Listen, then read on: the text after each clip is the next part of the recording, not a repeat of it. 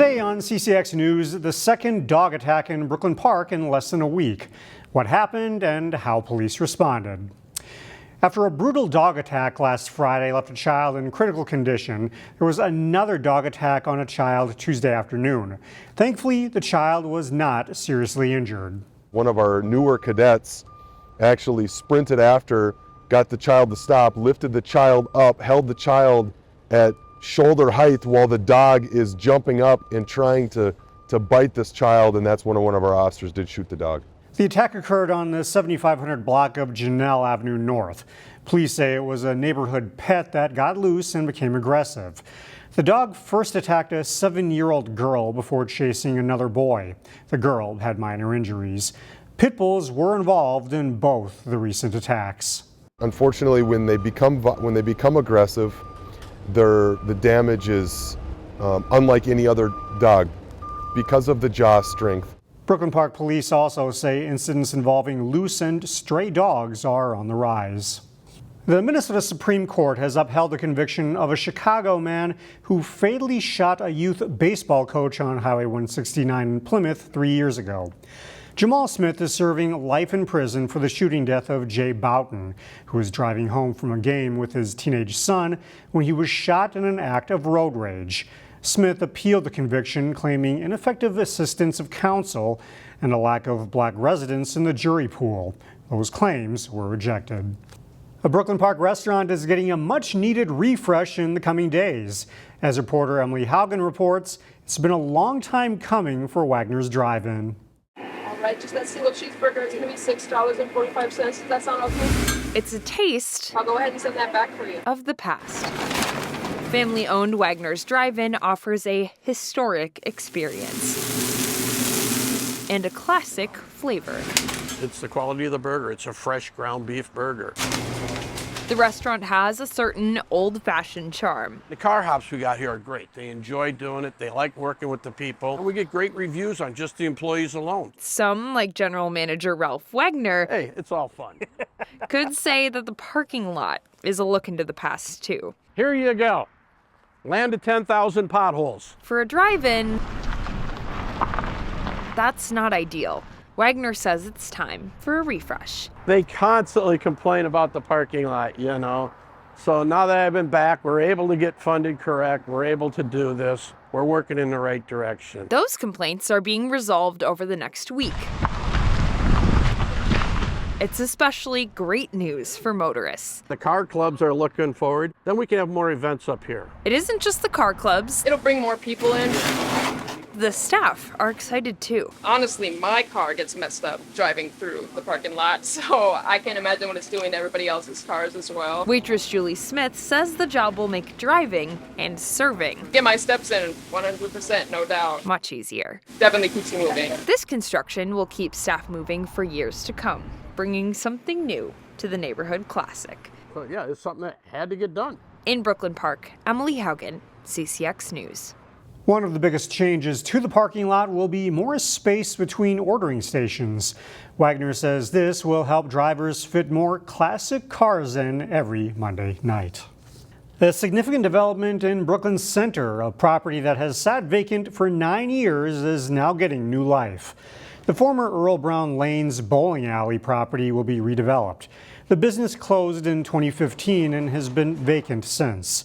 The property will become a fitness gym called Los Campeones. The owner has other locations around the country, including several facilities in the Twin Cities, but Brooklyn Center would be the largest. The owner also has a history of turning around distressed properties. Pretty much every building has been distressed in some manner, and I've fixed it up and turned it around and made it, from a negative in the neighborhood to one of the best things in the neighborhood, I think. The fact that you currently have 15 locations, and I read every inch of your thing, is very impressive, and I welcome you. The gym is described as a more old-school traditional workout facility. The owner aims to open by the end of October.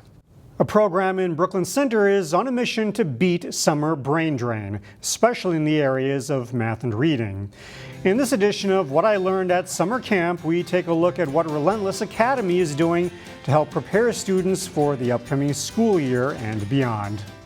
Wait, that might actually work. Summer camp can take on many different forms. We need one thing that's like super reinforced. And in the basement of a Brooklyn Center church, We probably have to have. Michael Jones is working on a passion project of sorts, robotics. I love it so much. I love that it's just an opportunity that I get to do, and ever since I've done robotics, I just love it. That love of robotics is due in large part to the work of Relentless Academy, 6th grade, right in the middle. a nonprofit that launched 5 years ago with a focus on youth education. The purpose of our program is to ensure that kids are learning over the summer and that we are combating the learning loss that happens over the summer historically that's happened, especially in math and reading. This year, 80 students signed up for Relentless Academy's SMART program, where they learn about things like career exploration, Like at the cafe, which position do you want? CEO, CFO, food manager? Yes. coding, and robotics. And it all happens over the course of 8 weeks. Unlike other camps where families pay week by week,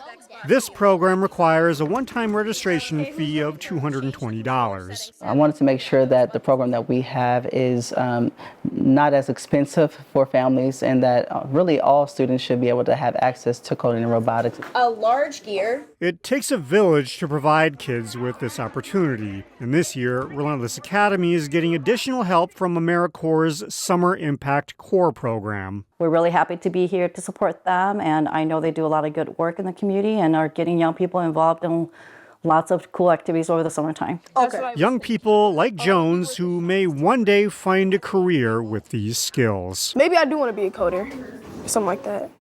Relentless Academy is for kids in 1st through 8th grade.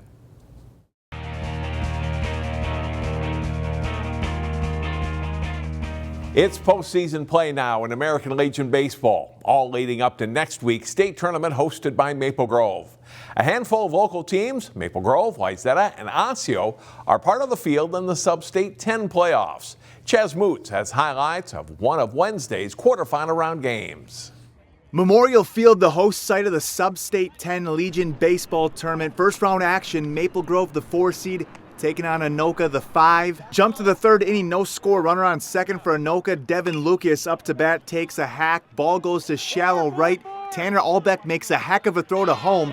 On the money for the out to end the inning and keep the game scoreless. That was important because runs were hard to come by. Anoka had 2 runners in scoring position with no outs. Maple Grove's Ian Schock got the next 3 batters to all fly out. 0-0 midway through 5. Bottom of the frame, MG couldn't get anything going. Braden Cherry gets Becker Kalshire to go down swinging. After 5 innings, Cherry had a no-hitter still intact. No scoring in the 6th. In the top of the 7th, Anoka with runners on the corners. Trevor Lang, good cut and swing to left field. Brody Berglund makes the catch, but Hunter Bruner takes from 3rd to score the first run of the game. Later in the inning, Schock does his job, striking out Mason Brent. 1-0 was the score heading into the bottom of the 7th.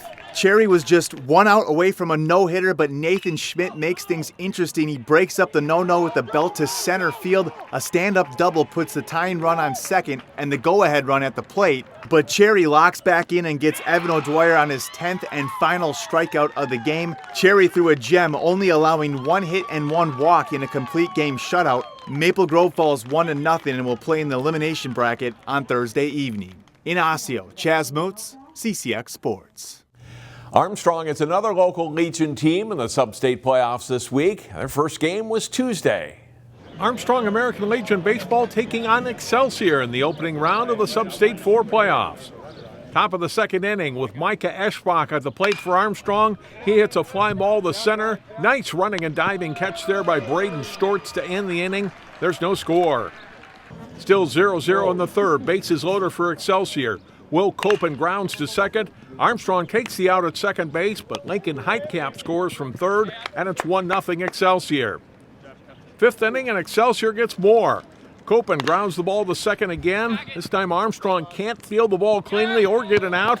Tyson Mahadi scores from 3rd to make it 2-0. Later in the inning, a slow chopper to 3rd by Nathan Wheeler. Armstrong has no play on this one. Copen scores. Excelsior would add another run in the inning to lead 4-0 through 5. Armstrong gets on the board in the top of the 6th. Trey Dwyer draws a bases-loaded walk. That brings home Will Combs from 3rd base, and it's a 4-1 game. But that's all the scoring as Excelsior wins 4-1. The double elimination tournament continues through Saturday at Veterans Field. 3 local squads are in the Sub-State 8 Legion Tournament. Jay Wilcox has highlights from an opening round matchup. Totino graced the site for the Sub-State 8 American Legion Baseball Tournament. 4th seed Champlin Park meeting number 5 Becker in the opening round. Up 3-0, Champlin Park adds to the lead as Ty McGee connects in a big way in the bottom of the 3rd. His drive clears the fence for a 3-run homer as the Rebels build a 6-0 lead through 3 innings. An inning later, Donovan Vendel's chopper bounces over the third baseman's head with the infield in for Becker. Reese George scores, and it's 7-0 Champlin Park. Next batter, McGee doesn't hit it as far this time, but he delivers a line drive single up the middle to score Nick Carlson, and it's 8-0. They add one more on a throwing error on a steal to lead 9-0 through 4. Chase Oxborough throws 6 shutout innings, allowing just 1 hit as Champlin Park beats Becker 9-0. The tournament continues through Saturday. Jay Wilcox, CCX Sports. Find more prep sports games and highlights at ccxmedia.org and follow us on social media.